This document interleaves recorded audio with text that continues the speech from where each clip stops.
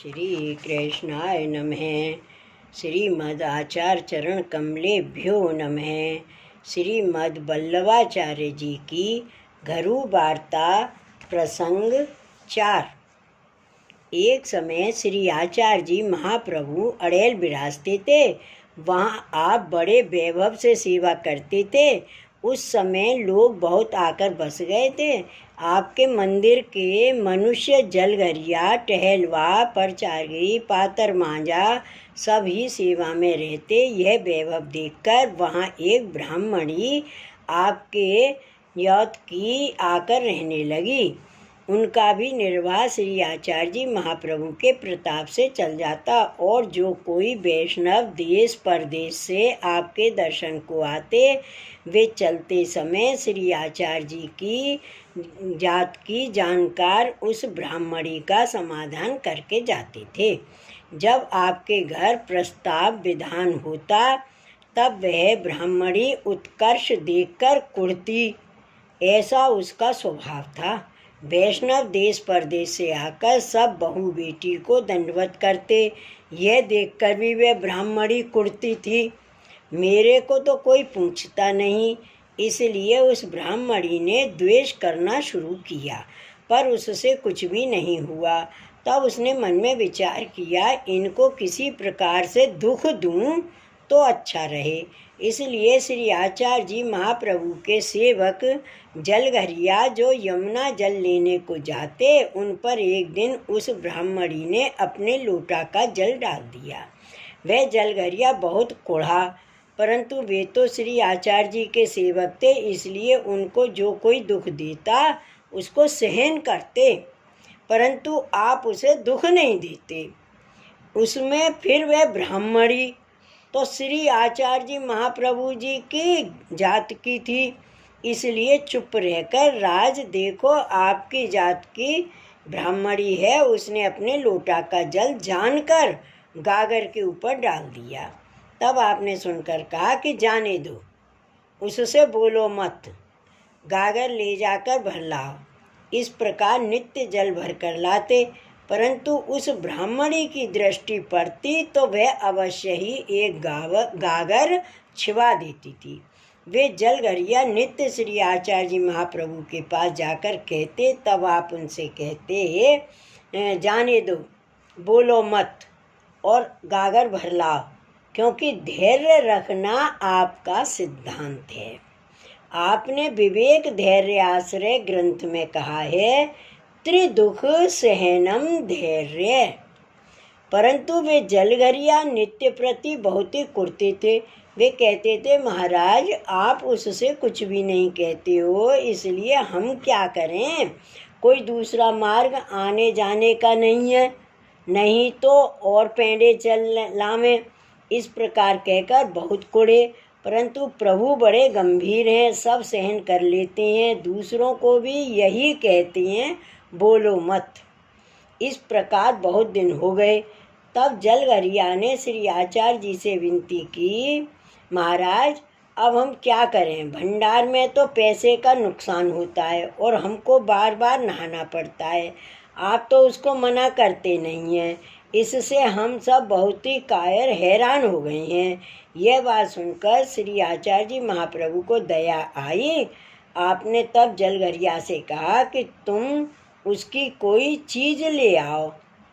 तब उन जलघरियों ने कहा कि वह हमारे मुख की ओर देखती है, तब ऊपर से पानी पटकती है, वह हमको कोई वस्तु कैसे देगी।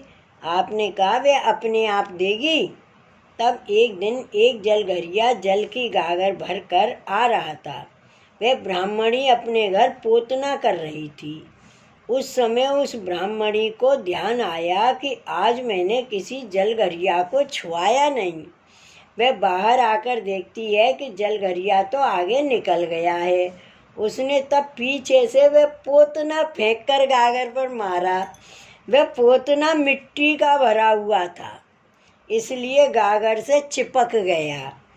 तब उस जलघरिया ने वैसे ही ले जाकर वह गागर श्री महाप्रभु जी के आगे धरकर कहा, महाराज देखो, वह ब्राह्मणी इस प्रकार से दुख देती है, मैं तो आगे चला आ रहा था, उसने पीछे से गागर पर फेंक कर मारा है।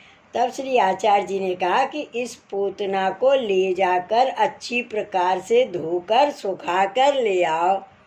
वे जलगरिया उस पूतना को धो सुखा कर ले आया। आपने उसके केकड़ा यानी बत्ती सिद्ध करवाई, उसको तेल में डुबा कर रखे। पीछे पिछली रात्रि को वे केकड़ा जलाकर सब रसोई देखी, इसलिए उस ब्राह्मणी की सत्ता का अंगीकार हुआ। वह ब्राह्मणी उसी समय सोकर उठी, तब उसको ज्ञान हुआ और कहने लगी, देखो मैंने श्री आचार्य जी महाप्रभु जी का कितना अपराध किया, किंतु वे कैसे गंभीर हैं, उन्होंने मेरे से कुछ भी नहीं कहा।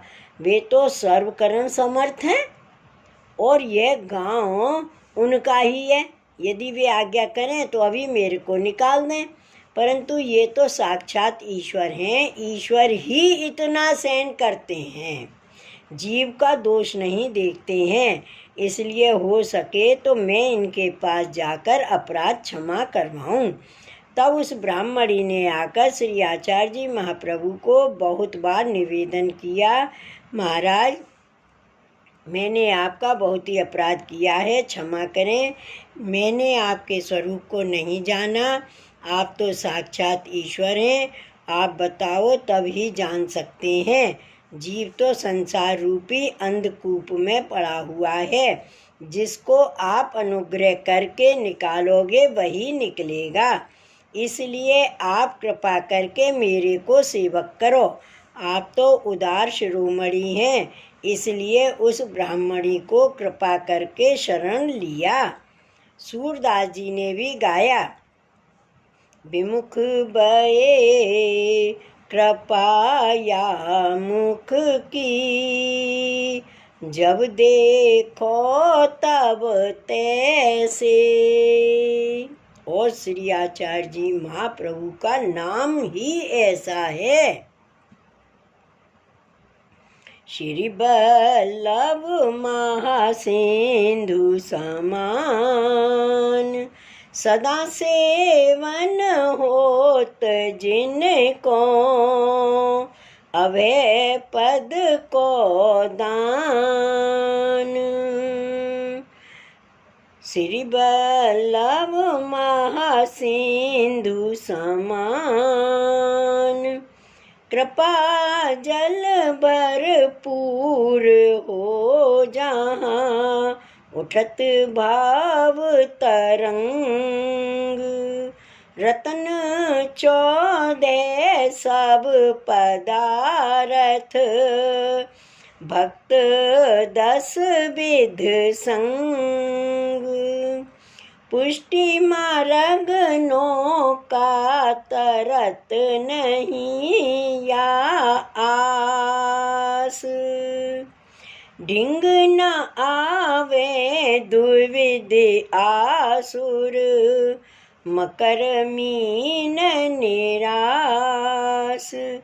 जहाँ से तू बांध्यो प्रकट करे, सुत विठलेश कृपाल। भयो मार्ग सुगम सबको, चलत ने कून आल। पुष्टि मार्ग सुधा प्रकटी, दई सूरत निज दास। असुर बंचे मनुज माया, मोह मुख मृदुहास। छाड़े सागर कौन मूरख, भजे थिल्लर नीर। रसिक मन ते मिटी अविद्या, रसिक मन ते मिटी अविद्या। परस चरण समीर।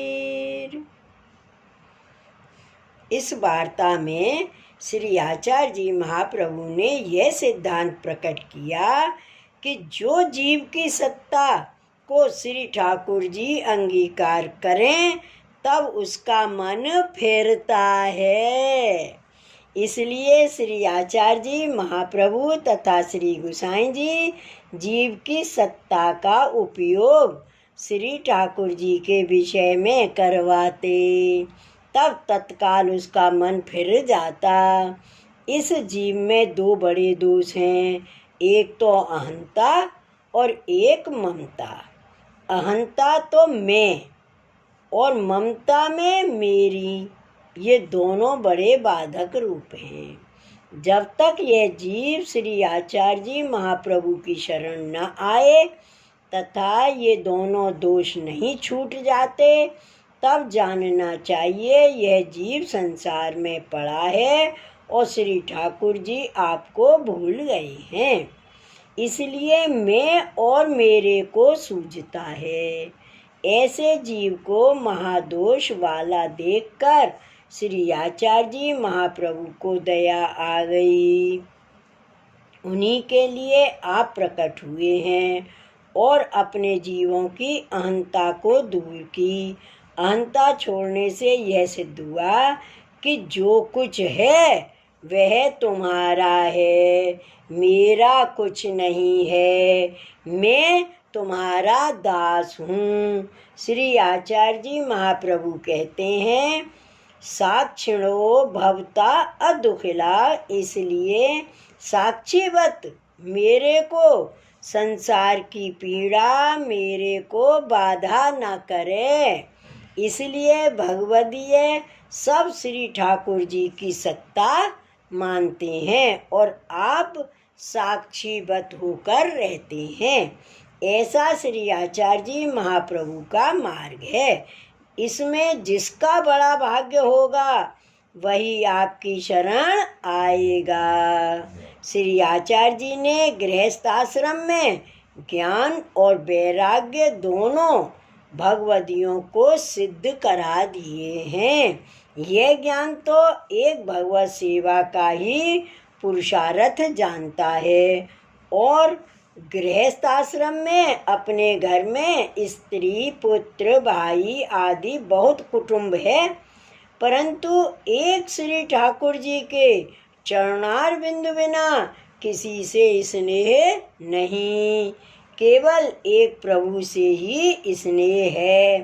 प्रत्यक्ष कालवश से घर में से किसी मनुष्य के जाने पर भी उस समय में भगवदियों को श्री ठाकुर जी की सेवा की चिंता ही रहती है।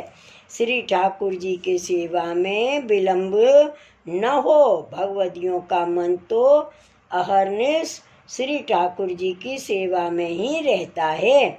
इसलिए संसार का क्लेश भगवदियों को बाधा नहीं करता है। श्री आचार्य जी ने गृहस्थ आश्रम में ज्ञान वैराग्य दोनों भगवदियों के सिद्ध कर दिए हैं। ये दो महापुरुषार्थ हैं, ये दो महापुरुषार्थ हैं, दोनों भगवान की प्राप्ति के साधन हैं। ये प्रभु परम दयालु हैं। वे अड़ेल में विराज कर भगवदियों को अनेक प्रकार के आनंद का दान करते थे। श्री वल्लभाधीश की जय, श्री गोवर्धन नाथ की जय। जय जय श्री गोखलेश, जय जय श्री गोखलेश।